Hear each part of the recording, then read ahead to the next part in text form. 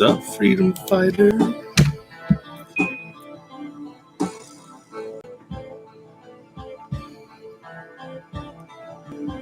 saying that.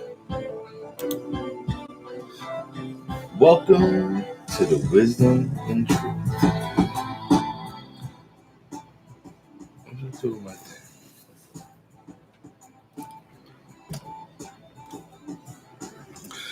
All right, so today's video is inspired by another video because I'm dead tired. I helped a friend move yesterday from Brooklyn. And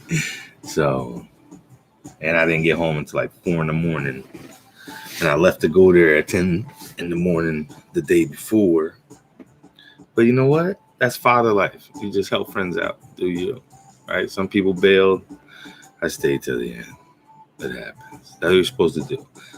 So today's video is about fellowship.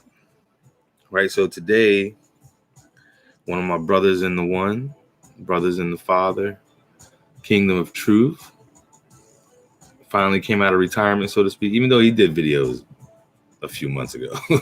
But he did a video. And in essence was talking about fellowship. And a reason why I do these videos is because of the videos that I have watched from people that I'm happy to say are my brothers or sisters that kind of give you encouragement, or no, not kind of, gives you encouragement based upon the things that you feel inside of yourself. And then you watch others and they're talking the same way.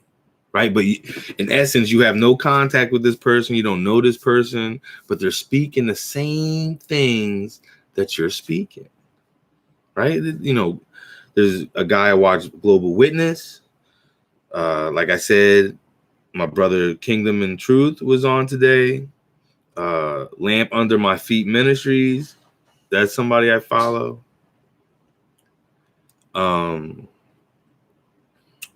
Useful Charts. And that's good for genealogies and like, because he's a history dude. So it's like every one of us has a gift and every one of us is bringing something to the table. Right. And that's everybody in the world. Everyone's bringing something to the table. Right. Everyone has a piece of the puzzle of what life is supposed to be. And it's your choice, your free will to choose which way you want to go. And as they say in like the religious world, right? God is a mystery. I'm trying to think of a good one. Besides, like, God works in mysterious ways. No, he don't. He doesn't. He only does to the blinded. And that's truth. He only does to the blinded. How do I know this? Because I see different things than you may see. Or somebody else out. Not saying that I'm right or wrong. I'm just saying I see things that some people don't see. And I'll bring, like, I'm an outspoken person. Like, I can't stand by as someone's getting taken advantage of or someone's being bullied or no matter what. Like, sometimes you saying, hey, can save the situation in essence, right? Everything has to come to pass. So it ain't that there's no mistakes in life. Life is only full of lessons and blessings. So there's no mistakes in life. So everything happens the way it happens. And that's not a mystery either, right? We're in this life. This is a temporary life that at the end of this life, we all know the guarantee is separation or death, right? That's it. There's going to be a point when we're not around everyone else no more in the aspect of this lifetime, this world. And we know this as a fact. This is truth. This is truth, undeniable proof that stands alone. This ain't accepted truth. This is the truth. So if that's the truth, what is the purpose of life? Right? The purpose of life, there has to be a purpose.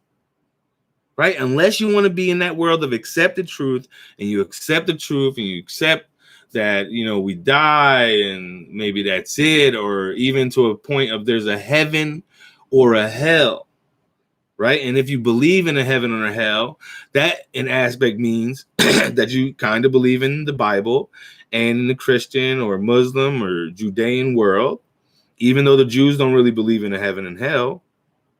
But that's where the concept comes from. And actually, the true, if you want to say the first person that maybe brought up in our known world heaven and hell was Plato. So I'm just saying, no religion. Jesus didn't talk about heaven and hell, and when he did reference that, in essence, I guess it was something going around as far as the philosophers of the day. Then Jesus said, if heaven is up, if heaven is in the sky, then that means the birds already beat you there, right? And if heaven's in the water, you can't breathe underwater, right? You're made for a purpose. Your purpose is your purpose. So, watching my boy Kingdom of Truth video was pretty awesome, because and especially now, like, it's like I had, the father must have told him to come on or something. A lot of us needed to hear something. I need to hear some encouragement, because sometimes I get discouraged on what's the point of even saying anything, right? When people aren't really listening. But that is the point. When people aren't listening, they're listening. You just don't know they're listening, right? That's why every time I have a conversation with anyone, I try to plant that mustard seed. Okay. And not in a purpose. It's like, just out of instinct. I want the person to understand there's no one more qualified than you. There's no one better than you in life. As the opposite, there's no one lower than you. There's no one less smart than you. There can't be, right? The education that people hold on to, or the education that's in our world today, especially today, is all misleading, just to have you accept authority from other people, accept the credentials that someone else made to say they're qualified. And every school is different. Every school is different. Everyone teaches different. Every school is different. You got, Christian churches everywhere, not to mention that Harvard and all those, Ivy League schools were Christian schools as they started out. That was the first education, was teaching people the Bible, in essence. Even the first certificate, so to speak, or PhDs, was always based on religion and medicine, I guess. And the first of those to even be passed out isn't that long ago. So that's how important our education is. That is not important. It's only important to divide more and more and more and more, because you got the one guy that studies hard. Watch the movie Patch Adams with Robin Williams. I forgot what happened. I forgot the beginning of the movie, but something happened where he decided to go back to school, and he wanted to go to medical school to help people as an older person. So, he's like that 40-year-old guy in college with all the college kids, and he's a comedian, so to speak, right? Even though Robin Williams is a comedian, but he's like that class clown type, but he's smart. He's that Good Will Hunting, Matt Damon type. He's smart. So there's this one guy that's like his adversary, so to speak, or his arch nemesis, and he's studying his ass off all day, all night, medical, like he's reading the books, he's doing his thing, and Patch is just running around, woo-hoo, wearing clown shoes and making people laugh. And at the end of the day, Patch Adams is getting top grades, top scores, and this guy's struggling just to make ends meet in wherever he's searching for. The point of that is, it's just like I was just telling my friend just now. I was just outside with my neighbor, and I was just telling him, because I forgot what he said to me. Oh, I was talking about the move and stuff and how sore I am, because I'm old, man. 20 years ago, I would have moved the whole house by myself. Listen, we took so many breaks, it wasn't even funny. And it was raining, it was hot, it was like almost 95 degrees. And you know how in New York City it gets a little hotter, there ain't no real breeze, the buildings block them. It was serious. So I'm telling him how sore I am, and he's like, "Oh, you got to go to a chiropractor." I'm like, it's funny, because doctors don't look at chiropractors as doctors. They look at them as like there's some psychic reading motherfuckers that just broke into the medical field and cracking people backs. But when I brought that up, there's some chiropractors that are good, but then there's others that don't really know what they're doing, because there's like the qualification for it isn't a medical school 18-year process, right? You can go to probably some night school for 6 months and become a chiropractor. I'm not sure, so no disrespect to any chiropractors out there. I'm not saying your job is not important or I don't know. I don't think any medical field position is important. An aspect of why would the creator create you to be messed up? Right? That's the one thing you got to always ask yourself. Right? Is if you were the creator, why would the creator make it? Like, we're not like that. Right? Antibodies, right? Let's give you this antibody medication. What's antibody? What's anti-Semitism? Against Jews, against your body. So they're adding, just like the vaccine stories now, right? They're adding things into your body that your body's not accustomed to in essence. So they're entering into your body foreign entities, foreign freaking things going into you. Right? And that's going to cause your body to react in that way. And sometimes that reaction isn't what they tell you that reaction is. Right? God, listen, the Father, the Creator, made you to heal yourself. If that wasn't the case, right? Think about medical today. Medical will tell you that you need this. Only America gives vaccines to the kids. I'm not talking about the COVID shit. I'm talking about just early vaccines to babies and stuff like that. Like, America is the only one that really does that stuff. Right. And then, so if that's the case, then why are all these other people groups out there that aren't in our kind of thing surviving? Right. If the medical field was so right on today, then how did we make it here for, however number of years anyone says people have been here? Right. The youngest story is 6,000 to 10,000 years that human existence has been on this planet. So the longest is probably, I don't even know. But that's the point. Okay. No one knows, but you know within yourself. As Kingdom of Truth said today, you know within yourself. It's in you. It's nowhere else but in you. No one can bring you the truth. It's in you. No one can bring you anywhere. You can heal yourself. You just don't believe you can heal yourself because the world has brought us into this state of mind of thinking like my friend there was a guy that was Alex when we were moving all day, and me and him were in like a discussion about God and stuff, and we were talking about the Bible, and he's like, well, what do you mean it's in you? I said, how would it not be in you?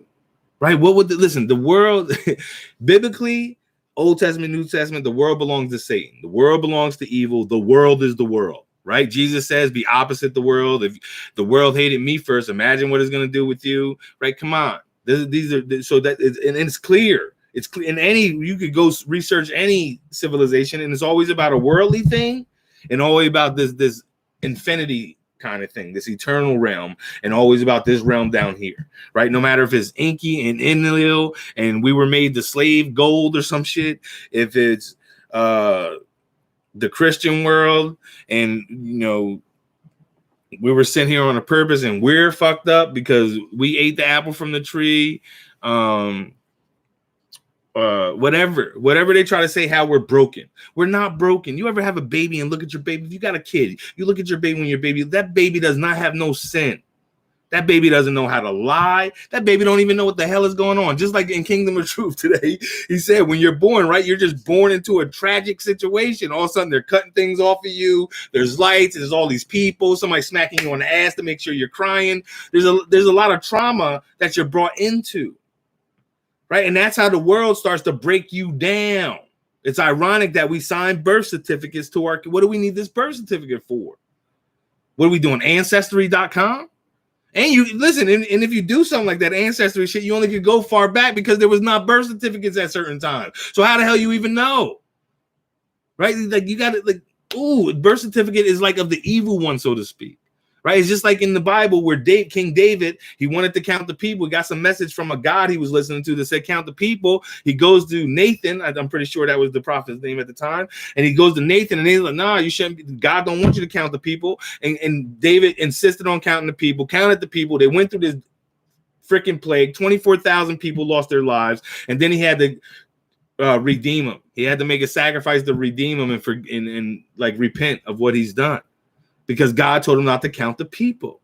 Why? Because once you start putting numbers on things, right? This is why I say 1 + 1 = 2. 1 + 1 = 2 to the world. 1 + 1 in essence is only 1 because the 2 is 2 individual ones, right? As far as when it comes to people, there's 10 people here. There's still 10 ones. There's 10 individual people. There's not 10 of the same, right? And even if they were 10 triplets or 10 triplets or whatever you say, they're all still, they still each individual. 10 of them are still individuals, right? So 1 + 1 can only, it's like multiplication is the true mathematics, right? 1 times 0 is 0, right? You can't multiply it or 1 or whatever. You know what I'm talking about, right? There's only one. Everyone is a one, and all these ones have to come together to make anything happen in essence of goodness, right? But sometimes you got to wake up to that. You got to wake up and really listen to that voice inside you, because that's where it is. And in this world that's ran by evil, so to speak, and ran by this evil wickedness, which is only ignorance and truth, because for someone to be rich, that means someone has to be poor, right? To even be a royalty, you have to have peasants. Right? There have to be citizens in your kingdom, in essence, right? So no matter what, we need each other. And even though we're living in a way that we're acting like we need each other, we're not living in a way where we're taking care of each other. We're not fellowshipping with each other, right? Fellowship does not mean let's go to church on Sunday, Wednesday Bible study, Thursday women's night, Friday men's night, Saturday coffee brunch. And it's good to do that, but that's not fellowship. Fellowship, because you're fellowshipping with the same people you're with, right? The whole idea of Christianity is you're supposed to go out and make disciples of the whole world, not sit together in a room like, hey guys, let's talk about John again. Yeah, I've been part of the church for 10 years. There's only one new guy and he's been here for 6 months. And I'm pretty sure you went through the book of John already, because you only seem to always focus in on the 4 gospels, even though they're anonymous. No one knows who wrote them, right? Even in John, no one knows who wrote them. So you're only focusing on these 4 gospels. Forget all about poor Peter with 1 Peter and 2 Peter, where it's actually proven by historians he did write. He I guess spoke for someone to write the 1 Peter, and then he tried to write it himself, the 2 Peter. And then you got the Johns at the end that are just telling you that the life is within you. Life. The last video I made, I read the whole 1 John. And all it's saying, everything in that, the whole context is it's in you, right? Jesus can't bring you where you're trying to go. Jesus is only the one that came here to show us the way, the truth, and the life, not to be some cliff note to a test we're taking in college. So we have the shortcut. That makes no sense. Plus, Jesus didn't even say that. Jesus said, you're going to have to bear your own cross. You're going to have to follow me. What does that mean? That means don't let the world hold you down in a position. Even if they got a gun to your head talking about you're going to do what we say or you're going to die. Then let me die. What did Jesus say? Then let me die. Put me on the cross. That's what you want to do? Put me on the cross. Right? Especially in the gospel where he's going in with Pilate. Pilate's like, yo, why are you allowing me to do this? I ain't allowed. Listen. I'm giving this as my own will. You ain't forced me into nothing. And if we were in my kingdom, it'd be a different projection, right? And it could have been it then. It definitely could have been it then. How could it have been it then? Because his people could have stood up. But what'd they do? They all ran away. Once that death hit the scene and they were, oh, Jesus got beat up. Now they're hanging him on a cross. Guess what happened? Everyone ran. Oh, except for the women. Except for the women. But fellowship is fellowship. And if this is Satan's world, then where would the Father put the word? Where would the Father put the truth? In plain sight. So what's the devil's job, so to speak, to keep you out of that plain sight? Keep you distracted. Keep you thinking this is better than that. Keeping you thinking that God made money. There's no way God made money. No way. It's a man idea. It's a man creation. It's a man invention. Invented actually in 1889, if you need to know. Abraham Lincoln definitely did make his own $5 bill.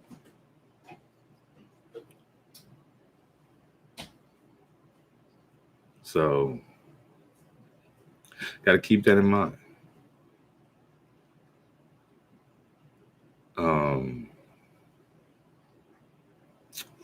Just like if you don't think the reason they put Jesus on the cross is why? Is because they felt the Jewish perspective, they felt he was rebelling against their Torah, their religion, their teachings, right? In Mark 10, they tried to talk to him about divorce, right? And Jesus pretty much said, "What?" And I'll read it. Jesus then left that place and went into the region of Judah and across the Jordan. Again, crowds of people came to him, and as was his custom, he taught them. Some Pharisees came and tested him by asking, "Is it lawful for a man to divorce his wife? What did Moses command you?" He said to them. They said, Moses permitted a man to write a certificate of divorce and send her on her way. It was because your heart, and Jesus answers, it was because your hearts were hard that Moses wrote this law. Did he say God wrote this law? No, he said Moses wrote this law. But at the beginning of creation, God made them male and female. For this reason, a man will leave his father and mother, be united to his wife, and the two will become one flesh. So they are no longer two, but one flesh. Therefore, what God has joined together, let no one separate. When they were in the house again, the disciples asked Jesus about this. He answered, anyone who divorces his wife and marries another woman commits adultery against her. And if she divorces her husband and marries another man, she commits adultery. So either way you look at it, in Jesus' perspective, once you commit yourself to a life, you got to ride that commitment. That's why he says, don't promise anything to anyone. Don't swear on God about shit. Don't make a pact with God. Don't say, oh, Father, please get me out of this situation and I'm going to stop doing this. Why? Because you're going to renege on that bet. Best believe that. You're going to renege on that bet. And then you're going to be held accountable, in essence, to yourself, from yourself, on that bet, on that deal, on that swear, on that commitment you're trying to make. Right? How many, like, just like sometimes, like, not to get, sometimes you just gotta, right? No one can bring you the truth. So I can't bring you the truth. No one else that I know can bring you the truth, because the truth is only within you. And when you read the Bibles or religious stories or scriptures or even a regular book or movies, you can see that truth in everything, right? It's not just focused in on one thing. Each thing in the world has a part of the truth. That's all day, every day. All day, every day. But are you going to be able to see it? Because you need those eyes to see and those ears to hear it. And that means you're not distracted by anything else. So you let the world go, right? And you started working on who you are. Who are you? Who are you to the Father? Why did he need you to be here? Right? Because like I said in videos past, you don't need him. And you're like, yes, I do. I need to eat. I need money. I need to pay my rent. That's the problem. You already brought up all worldly things, first of all. But then the truth of the matter is, he created you, right? As I was explaining to my boy the other day, hey, because he has his dog and he loves his dog. That dog is like a part of his family. And I'm like, hey, man, did you choose your dog? Now, granted, he chose it. He went to the pet store, wherever he got his dog, and he chose that's the one I want. He did. And then what happens? Now he takes it, right? So he takes in the dog. He wants this dog, and then he takes care of the dog for the rest of that dog's life. That dog is living a life, chilling out, licking things, eating. Guy got a place to sleep, right? So, let's say, now that dog belongs to him. He's the dog's master, and he provides for that dog for the rest of that dog's life as a baby. Right? When you first have a baby, what's the whole steps? The steps are you got to nurture and take care of that baby. Right? That's why Jesus always compares things to firstborns and babies. When you had that baby, you think evil will give evil things to their children? No, they don't. There's rich ass people out there that know that they're killing people every day, and their kids got everything. The brand new car, all the toys, all the accessories, everything. Right? So if evil will do that for their children, what more would the Father do for you? Jesus said that, no? What more would the Father do for you? He takes care of the birds of the air, the fish in the sea, the little poor raven he hatches, they ain't got no parents. God takes care of him.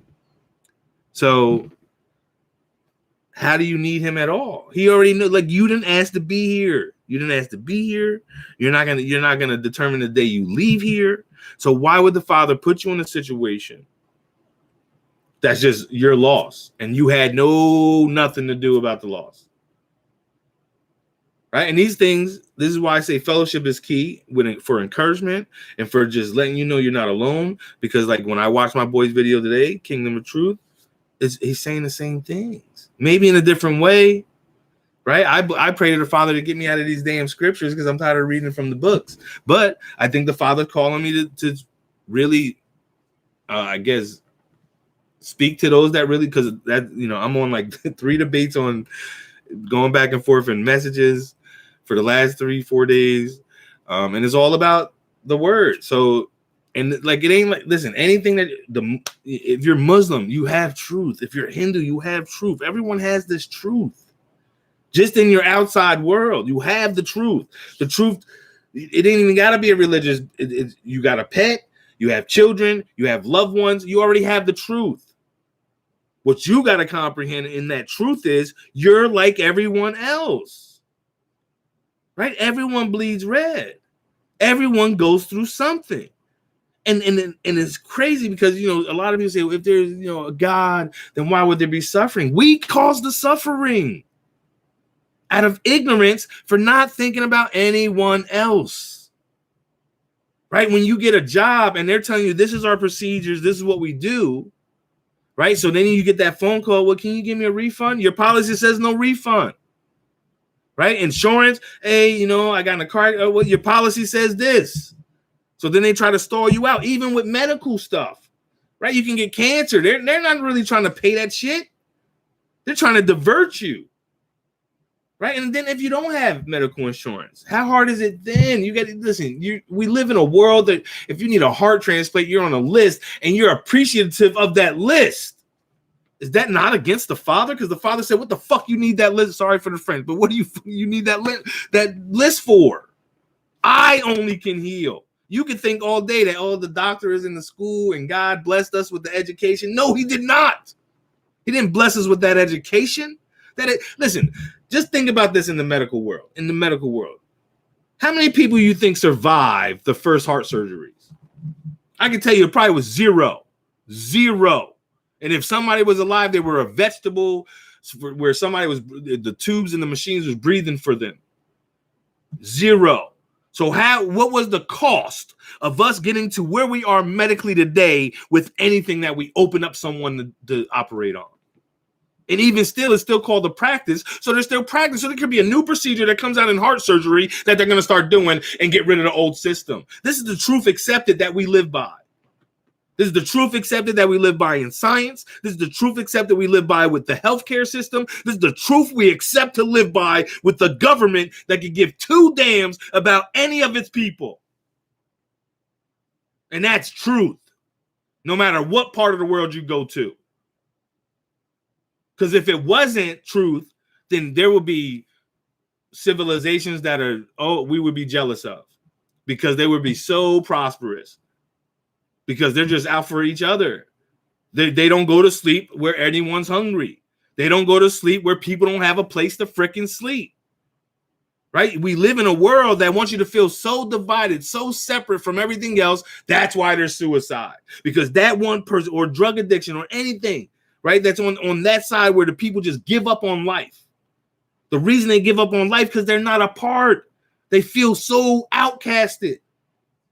Right? Even in the sports fields, in anything, right? How many people really try to get to be the top, or even in the Super Bowl, or even to ride the bench during a professional anything? How many people try and inspire and dream and never get there? Right? I said the best is the Olympics. How many people try and dream and they put it on commercial and they got kids? Oh my God, you could be an Olympic gold medalist. I want to tell the kid, no, you will not. But I'll be looked at like I'm an asshole. Right? Oh, you're so negative. Why would you say that to the kid? What do you mean? That's just like when I stopped celebrating Christmas. What about the kids? That's evil. You're blinded telling me to celebrate a holiday to honor someone that wasn't born on that day. And even in your scripture, it says this. Listen, they have the same weather we do. So there's no way Jesus was born in the winter when they're shearing sheep. And even you got to question those stories any damn way, because Luke got a different perspective of where Jesus was and did and how he's born than Matthew does. So look into that. That's the contradictions in the Bible that people should be focused in on, not if there's some error of a misspelled word. You should understand the word virgin is misspelled, is mistranslated, and it really just means young woman. Right? Flesh creates flesh. Spirit creates spirit. Spirit is what's within us. So yes, the Father brought Jesus within that body that Mary produced. But he still had to be like us, no matter how you look at it. There had to be a point in his life that he came to wake up. And he could have been woke his whole life. He could have been woke at the age of 12. That's why, like I said the other day, what would the Pharisees be impressed with Jesus at 12 years old if all he knew was scripture? They all know scripture, right? In the Jewish world, they're learning their stuff. They're learning the Torah, the Tanakh. They're learning their stuff all the way up to the bar mitzvah, right? And even beyond that. So what would be impressive? What would be the things that Jesus is saying that these Pharisees are like, whoa, this dude right here, I think he knows too much. I'll tell you what. He was saying the same stuff he was saying when he was walking. Hey, you have heard it. You heard it that kill your enemy and love your neighbor. Right? Well, I tell you this. And the next thing you know, they're like, oh my God, how do you know that? Right? That's the same thing with the Adam in the Nag Hammadi text with the Adam and Eve story, when the entities, right, started questioning Adam, and they found out he was smarter than what they anticipated. He knew too much. He knew too much because the knowledge is within him. Then they tried to take that from him. They opened up his rib. They tried to take that shit from him. They tried to create it themselves. That's what man does today, no? That's what man does today. All they do is try to create their own systems opposite of God. If you follow the Bible, then all throughout the Old Testament, it says how people were healed. They prayed, they repented, and they were healed. Right? When Jonah and the whale, he went to Nineveh. Nineveh was on some bad shit about to happen. And the next thing you know, Jonah came and was pissed off because God even asked him to go because he knew how bad Nineveh was. What? Maybe Nineveh killed some of his peoples or his family or something like that. Nineveh was wicked. And he still went over there. And then God was like, I need you to go over there and let them know that if they don't repent, shit is about to go down. And he was like, hell no, I ain't going. He tried to go the opposite way. Then, hey, Father is awesome. Puts his ass in the belly of a fish and says, listen, I'm going to make my point even clearer now because I'm going to spit your ass out on that shoreline. You're going to tell him what I want you to tell him anyway. And now you're going to be a little digested from the whale or the fish. And you're going to be a little pale. You ain't got no pigment until you've been in that belly for 3 days. You're going to be white as a ghost. You're going to come out walking them streets talking about repent.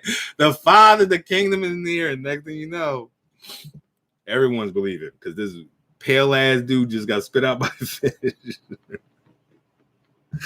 But what Jonah didn't want to go. Most of us in the world are looking for that enemy. No, he's not worth you, Father. You're not worth the Father. You're not worth the one that created you. In essence, granted, it's not your fault that you're here, but you realized you were, and you still came across situations where you could have showed love and brought peace to somebody's life. But no, all you did was add fuel to the fire. And that's funny. That's the saying, right? That's why I say we live in hell now. This is where people gnash their teeth, cry, die, get sick, right? And the only way to get out of here is when you open up your eyes and you wake up and you see the Father for who he is. Or it ain't even about if he's male or female. That's not even relevant, right? The early Christians called him Mother Father. The Gnostics called him Mother Father.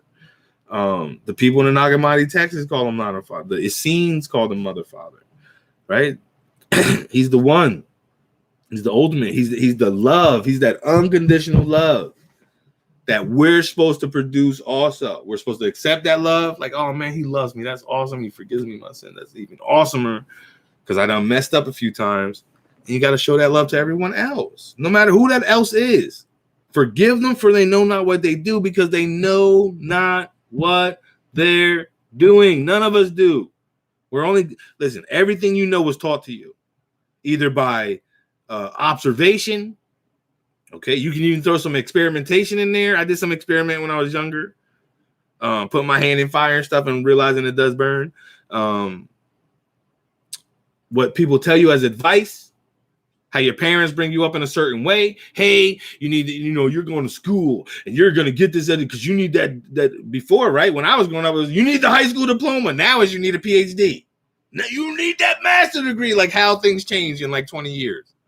How drastically things change in 20 years. But then you want to sit there and believe that the world is the smartest as it is today. And we got all these new concepts. Nothing's new under the sun. Not one damn thing. Not the systems, not the people, not how we feel are new. Right? You ever have that idea in your head and then all of a sudden you're watching an infomercial and that's the idea. Oh my God, if I would have just did that 10 years ago. That's because we all get the same damn ideas. The information is a flowing information. The information doesn't stop. It's just like solar panels and energy. Energy never stops. Okay, and especially in the solar panel world or the wind power, it can't even be contained. So that means it's nonstop. It keeps going. Like I live in New Jersey. When we first brought them solar panels here with I think Governor Corzine, I worked for a company that we were the ones that were putting up these. I was working on the solar panels. So I was in programming the inverters. I was putting the panels together, nut and bolts, wires.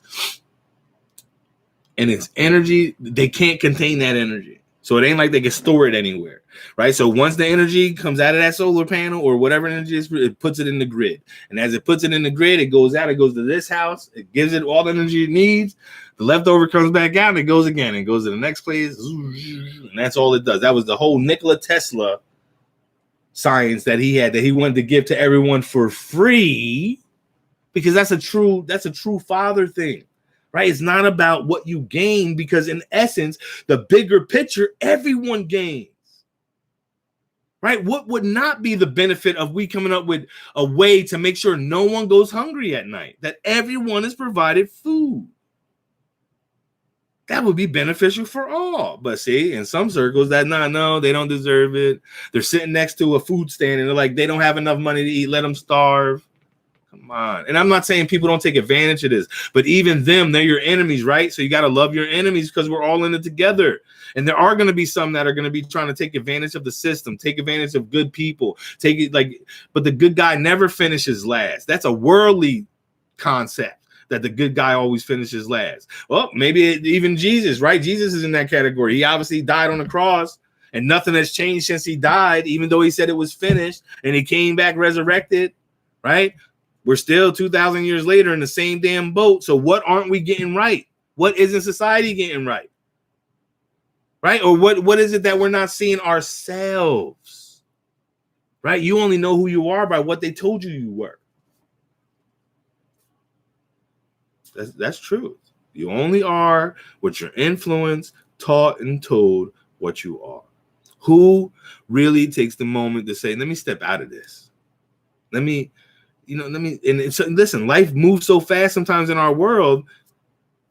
You're so distracted by a job. You need to pay these bills. The kids got to go here. This, that you never, yes, it seems like you'll never have time to stop.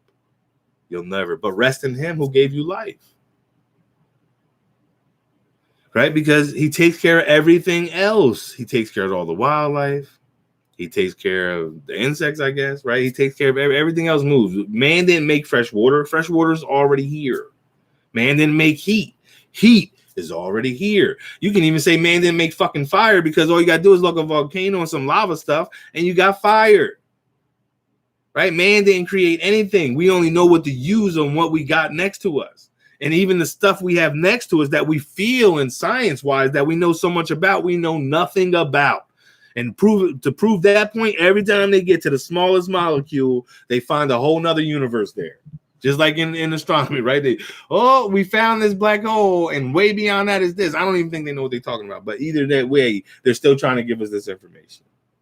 All right? Never believe anything that anyone tells you unless you can prove it yourself. Right? And stop taking people's words for it because they're not more qualified. I'm no one. I don't have no diplomas or anything. Well, I guess I do have a high school diploma, but I ain't trying to do none of that stuff. For what? The Father brings me, listen, and I promise you, there's some things I don't know shit about. Especially, I don't know nothing about, and the Father gives me, boom, this is how it goes. All of a sudden, I see it, like it comes together in my head. Oh shit, let me try this, and it works. And sometimes there's a lot of trial and error, right? But the trial and error is because you're really not listening. It's almost like being a man, right? Because I guess women do it too, but being a man,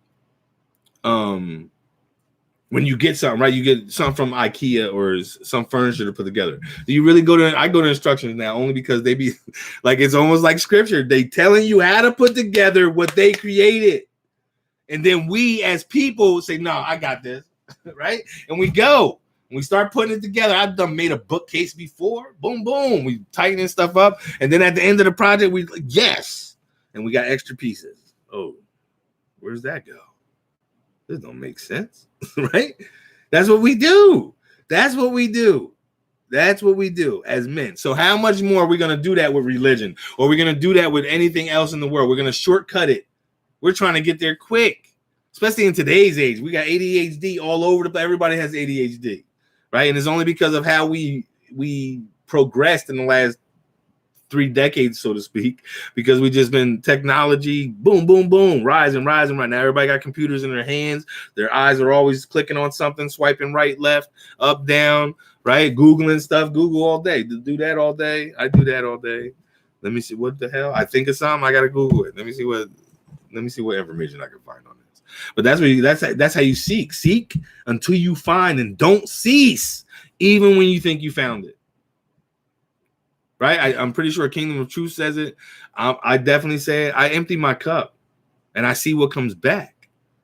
Right? No, there's only few things that come back. The Father comes back always. The one, God, whatever you want to call him, he comes back always. Jesus comes back always. And love, unconditional love. That's the only way the world can work. Right? And I believe in the one, the Father, Mother, God. I believe in that entity or the Most High as unconditional love. I can't think about him in any other way. I thought about him in every other way, right? I used to believe that the Bible, not that I believed it, I guess I just accepted that people said that the Bible is the inherent, infallible word of God. But I always had questions. Why is this God murdering people when he told us not to kill anyone? Why is this God telling people go conquer all the dudes in there, women, child, animal? Why? That's not an unconditional loving God. Right? And you, oh, well, God works in mysterious. No, he doesn't. Right? And you'll say that, a Christian will say that to me. No, God is the same yesterday, today, and tomorrow. Then why is there so many covenants? Just in the Jewish tradition alone. Abraham had a covenant. Jacob got a covenant. David got a covenant. Right? Then there's a new covenant with Jesus. I thought the Father doesn't change. I thought he's the same yesterday, today, and tomorrow. Right? So that should open your eyes to certain things. If there's something you have a problem with, you ask somebody, hey, pastor, what's this about? And they try to deter you from it. That's how they know. Like, they can't answer those questions. A lot of them can't. A lot of them can't answer the serious questions. That's why they divert it and try to bring you to a different, like, they'll stay on that topic, so to speak, just like contradictions in the Bible, right?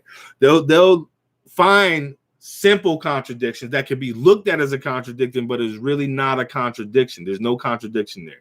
A contradiction is when Matthew was saying, hey, Jesus went this way, and then he went to Egypt, and then he went over here and there, and then Bethlehem is mentioned, but then in Luke it's Nazareth, and he went over this way, and the situation was different. These are serious concepts. When you're looking at the same story, but they're talking two different things. They're not even in similar. There's massive, like, how do you fix this issue here? You can't. It doesn't. So they pass. That's why I say these people have to know the truth in essence. Like top pastors or top historians, top scholars, especially the ones preaching Jesus and Christianity, they have to know the truth, right? Most of the early church followers followed Paul, right? Only Polycarp is known to be one of a disciple of John. And then you got to ask yourself, what John? Because there's John the disciple, John the elder, John the Righteous, John this other one, right? And then what are you saying about Christianity anyway? Talking about any church fathers, talking about Paul, talking about anything else outside of Jesus. What are you saying? God's message wasn't clear enough? Jesus wasn't enough to bring a message? So we need Paul to interpret it for us. And we need early church fathers to argue with Jewish people saying, hey, the Old Testament is ours. And the Jewish people are like, how can it be yours? Right? It's like, and that's a real argument still going on today. The Jews are still fighting for Christians not to hold their Old Testament to them because it has nothing to do with Christianity. And you can say all the things you want to say. I look at it like this. The Father's the same yesterday, today, tomorrow. That means in the Old Testament, he would have said, Jesus is coming, J-E-S-U-S, and we would have known it when we saw J-E-S-U-S. Not all these other names. He's going to be called Emmanuel, called this. All right, you can tell me the definitions of those names. Cool. He's going to be called the one of this, the one. Cool, we all are. Jesus tried to tell you that. That's why he said, you think the world hated me? Wait. Don't be weary and don't get stressed out because the world hates you. It's gonna hate you. Luke 14, chapter 14, verse 26. To be my disciple, you have to hate everyone in your life, even yourself, because you and everyone else in your life is your enemy. And you got to learn to love them. You're already loving your enemy. That's what Jesus was saying. You're already loving your enemy. So bring that love out to the outside. Bring that love to the people that are on the outskirts. Bring that love to people that may not be getting this love, because they're brought up in a world that this love doesn't exist. This love is every love is conditional. Even in the world today, there's a very small percentage where the love isn't unconditional. Most of the time, in every situation, every marriage, every relationship, everything, love is conditional. When you go going to psychiatrist for counseling and you're talking about, I got to compromise, conditional. Okay? If either one gets in a serious car accident or has some serious medical stuff, and now the person ain't feeling the same love as before, conditional, right? Y'all fall in love, y'all models, y'all fall in love with each other. Somebody get really burnt up, and now their body, their face, and all that model stuff is gone, and the other person's like, oh my God, I can't. Conditional. I'm not saying there's not people that stick it through it, but 9 times working at your job. If they wasn't paying you what they were paying you, if you didn't have the bills that you had to pay, you probably wouldn't even be working there. If you hit the lottery, I'm quitting everything. Conditional, right? But then especially if you're Christian, you're expecting the Father to forgive you your sins when your time span is done. When you're done and you come face to face to him, you're gonna be like, oh, I thought you were gonna forgive me my sins. And then Jesus said it best. You're going to say, Lord, Lord, and I'm going to say, I didn't know you at all. But we prophesied in your name, did you? Did you love Charles? That was the Muslim down the street. Did you love Tracy? That was the drag queen. Did you love Marty? Now Marsha? That was the transvestite. Do you love Teddy and Henry? That are the gay couple down the street that adopted a black boy, but they're white? Did you? Or did you criticize them? Did you tell them they're going to hell? They're not perfect. You're not living the way of Jesus. When you're not even living the way of Jesus. Jesus said, love everyone. Somebody tells you to go 1 mile, go with them 2. Turn the other cheek. Right? It's only words. Just like the words you're reading. It's only words. The truth is within you. And just, with the dude I was talking to yesterday, he said that to me. He said, listen, you know why I believe in what I believe? Because when I read it, the shit jumps at me. I said, well, let me, tell me what doesn't jump at you. And he started talking about, God killing people. That's a little issue-ish to me. And I was like, yeah, you're right. But you know what? No, I'm not, and I was like, listen, I'm not saying the Bible the Bible is just not the word of God. Every book is good to read because it always has listen, these books are people's perspectives of whatever they were going through at the time they wrote them down. In its original form, too. All this other stuff is adjusted. People, oh, he didn't say that, right? There was an early church father that didn't want to put Jesus Barabbas, the one that was let go when Jesus was going on his way to get crucified, right? When Pontius Pilate came out, who do you want me to release? Right? There was a early church father, I'm pretty sure it was Irenaeus, that said no. He can't be named Jesus. What the hell? Oh man. Like, listen, just like I said with the with the Moses thing, Moses stopped listening to God. Everyone does, right? No one's down with the father plan. No one is down with that unconditional love plan. Somebody wants to be greater than somebody else. Just like, you have people that go through a process to get to a certain position in life, let's say in a company or in a school, right? And then you got that other person that can help them out. But instead of helping them out, they're like, I had to do it. You got to do it too. That's the problem. Right? Why are we? That's the world making you say, like, hey, things aren't going to get better, so to speak. But then they got you believing in the false idea that, hey, we're trying to make change. They're not trying to make change. Change brings no profit financially. Change brings no authority. Change brings no person all the way up here. And you're like, oh my God, I respect you. Change doesn't do that. Right? What Jesus is talking about, the kingdom of heaven, the kingdom of the Father, what life is really supposed to be lived with this unconditional love, is that you just walk down the street and you see an apple, you grab the apple, you eat the apple. Right? You need a place to sleep. Oh shit, look at this. There's a place right here. Right? The early Christians moved in together, bound up their resources, started being self-reliant. That's why they had to crush them. Right? That's why you only really hear of Paul and the early church fathers and these 4 gospels that no one know who wrote. And all, Matthew, Mark, Luke, and John, all designed for a certain people group.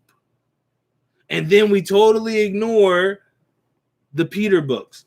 Just in that, the Peter books. Or I don't see people really preaching the James book that much either. Because people say, oh, faith. But then James is like, hey, faith without works is no faith. That's faith, just having faith, but you're not applying what you're taught to the world is Jesus, Lord. I'm here. I never knew you. But I probably, I don't, what? You think you were. You were claiming to have faith, but your actions proved differently, right? Jesus' words matched his actions. And even in the wicked ass world we live in, right? When a person's words match their actions, they become that Tony Montana, that Scarface, because their words match their actions. Okay, they become the Martin Luther King because his words matched his actions, right? They become a Gandhi because his words matched his actions. Okay, they become anyone, a Moses. Why? Because his words matched his actions. King David, his words matched his act. I'm trying to think of some like people. Well, I said Martin Luther King, right? Even Hitler, so to speak, right? He had his words matched his actions. That's why he was such a threat, I guess, right? Or anything else, anything like when your words match your actions, you're almost unstoppable on either side, positive or negative. But in a positive way, nothing can ever come against you. In the negative way, you can be divided against yourself.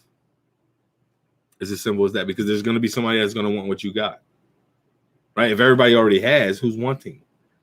Right? If everybody already has, what happens to people that want to steal things? Most crime is only happening because people are deprived. And I'm not saying they're not people that love to do crime.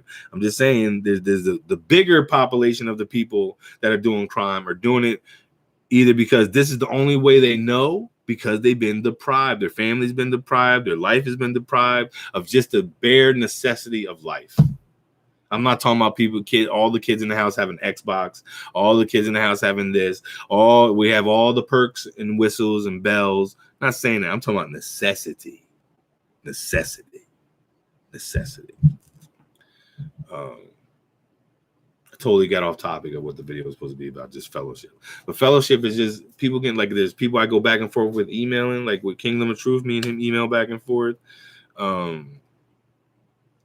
But true fellowship is fellowshipping with those people that are having those problems, right? If it's this thing I'm working on, one of the things I say, if it's raining where you like, I can't depict the weather.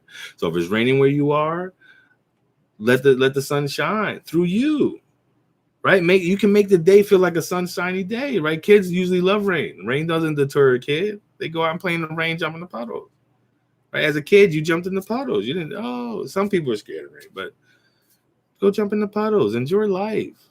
Right? If it's cold outside, be that warmth for that person. Be that warm, because that's what some people need. People are, listen, you go to work every day, and I think Kingdom of Truth said this today too.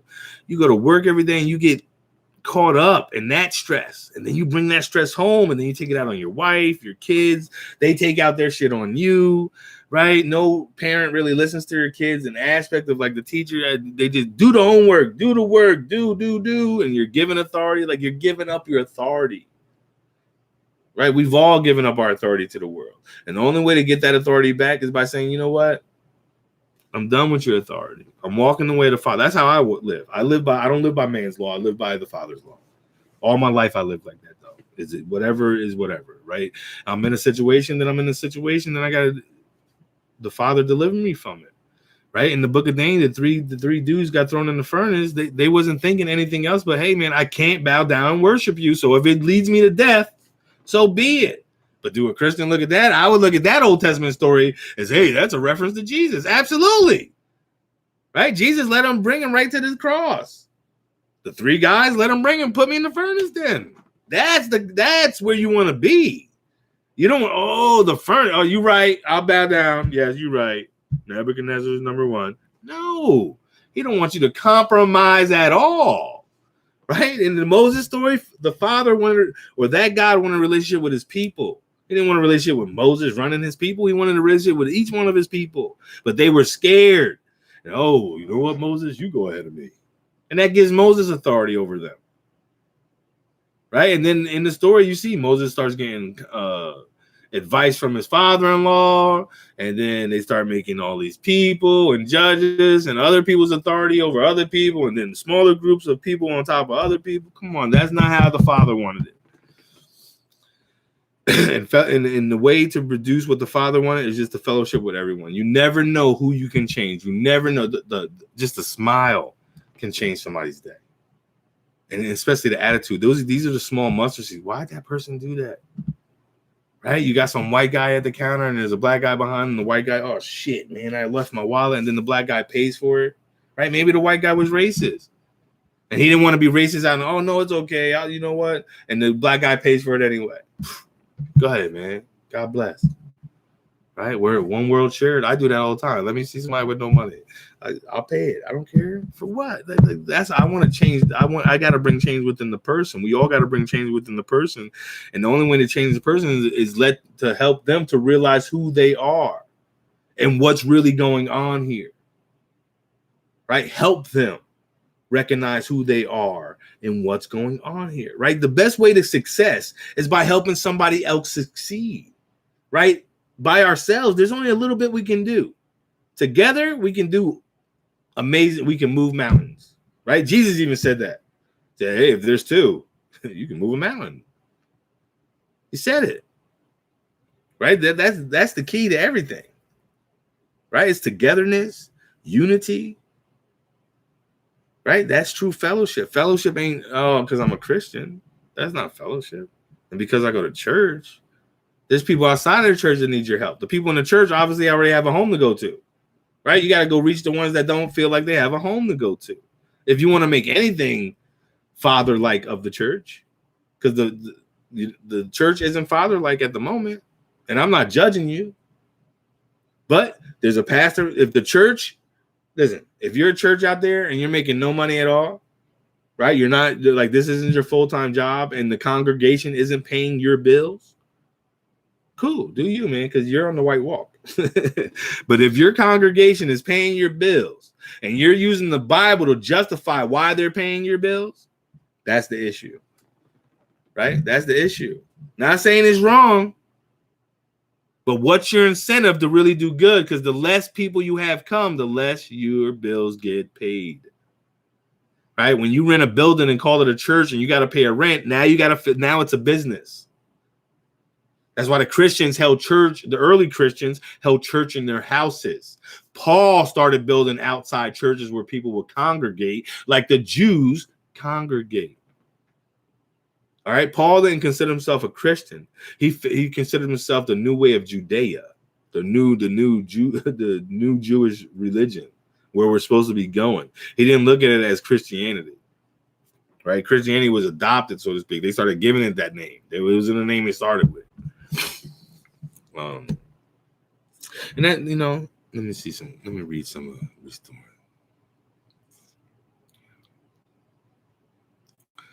That's true.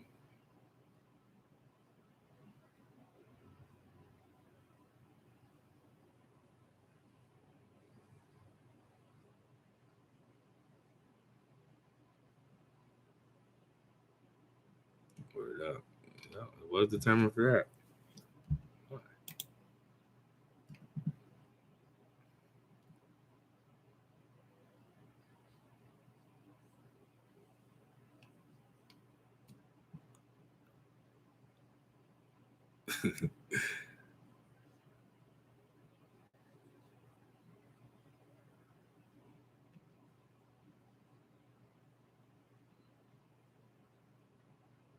That's true.